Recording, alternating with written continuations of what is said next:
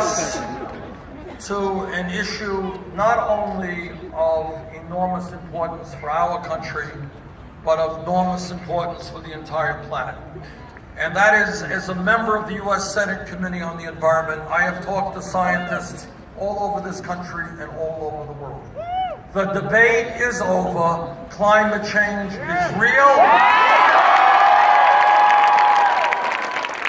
Climate change is caused by human activity.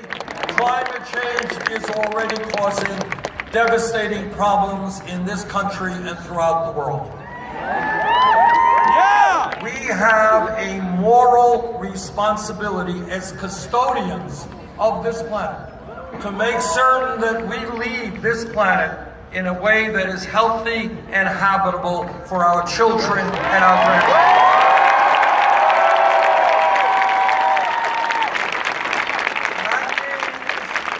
That means that we must stand up to the fossil fuel industry and tell them that their short-term profits are not more important than the future of this planet. Now,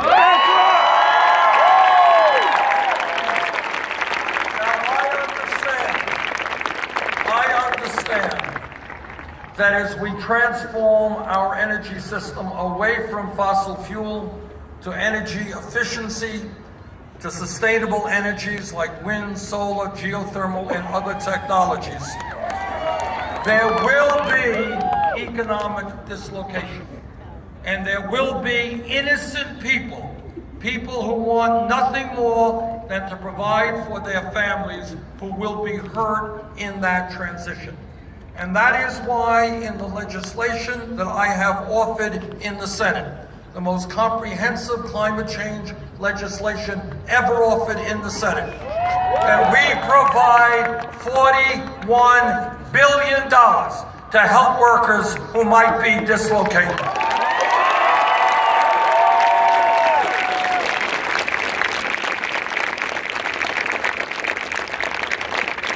I know that all over this country there is a fear that Donald Trump will be elected president.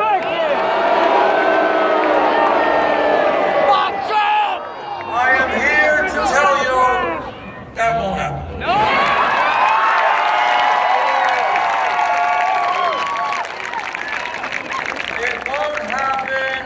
It won't happen because in every national poll that I have seen for a long time, we beat Trump by double digit.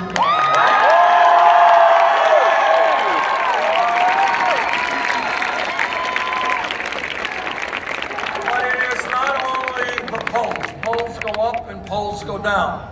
It is also the fact that the American people will not elect a candidate who insults every group that you can think of virtually every day.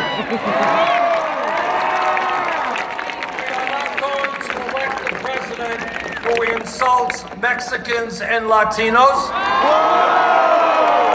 who insults Muslims, who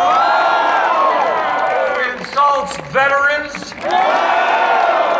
who insults women, who insults African Americans. The American people understand that our strength is in our diversity.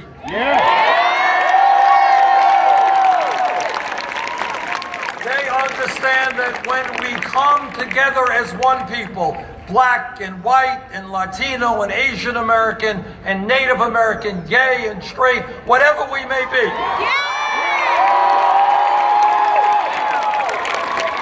we are stronger.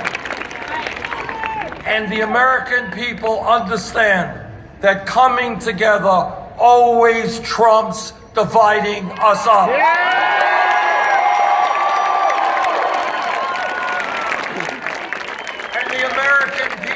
Also understand that what America is about and what makes us great is supporting each other. Yes. That when your family is in trouble, My family and our country are there for you. When my family is in trouble, your family and this country are there for us.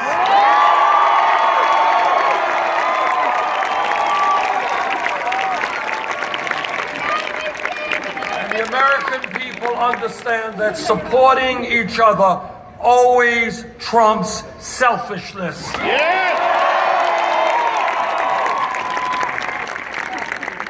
Most importantly, I think the American people understand what every major religion on earth has taught us for centuries. And that is that at the end of the day, love always trumps hatred.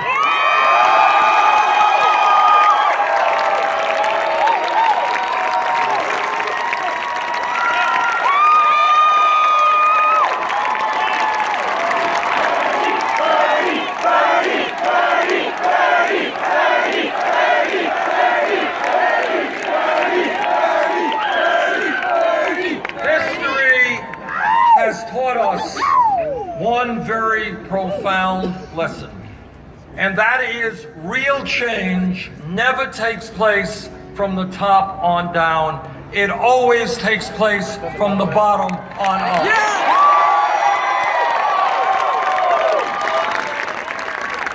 Whether it is the history of workers standing up and fighting for their rights and forming unions,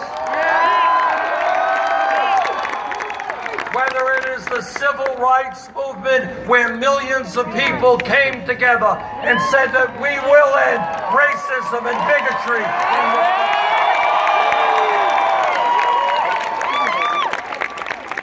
Whether it is the women's movement,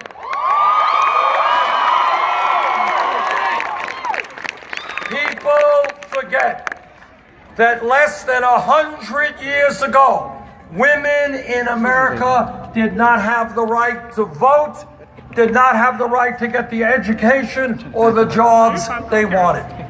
But women came together, and some of them went to jail. Some of them went to jail. Some of them died in the struggle. But they and their male allies said that in America, women will not be second-class citizens.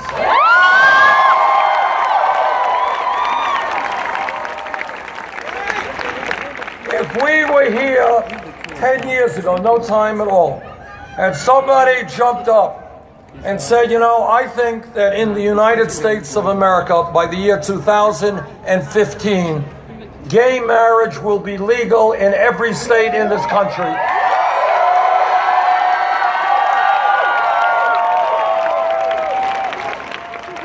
Most people would not have believed that that would be possible. But what happened is over the decades, the gay community and their straight allies stood up, fought back, and said that in America, people should have the right to love whoever they want.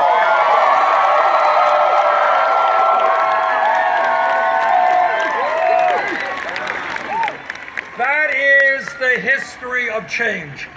Change is about people by the millions looking around them and saying the status quo does not work. The status quo is wrong. We are going to change the status quo.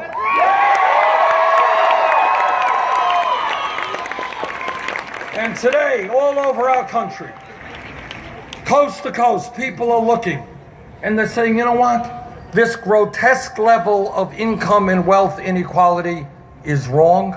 It is wrong that the middle class for 40 years has been in decline. It is wrong that people have to work 2 or 3 jobs to survive. It is wrong that young people are leaving school $50,000 in debt. It is wrong that women are making 79 cents on the dollar compared to men. It is wrong that we are the only major country on earth that does not guarantee paid family and medical leave. Or that all of our people do not have health care as a right. And when people begin to look at those issues, they begin to challenge establishment thinking. And when people begin to look at these issues, they say, you know what? This is the United States of America. We can do better.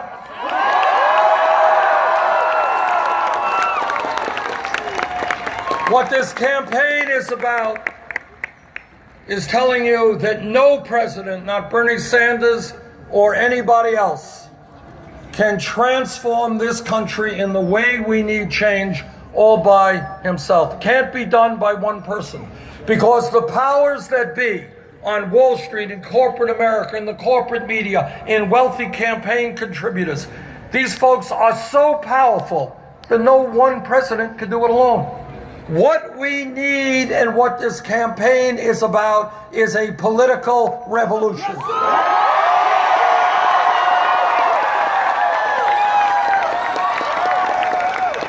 And what that revolution means is that millions of people today are beginning to stand up and fight back and demand a government which represents all of us, not just a handful of billionaires.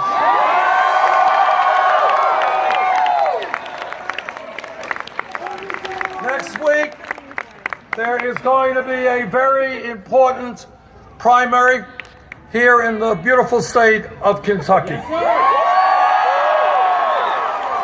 And what we have learned so far on the campaign is that if there are laws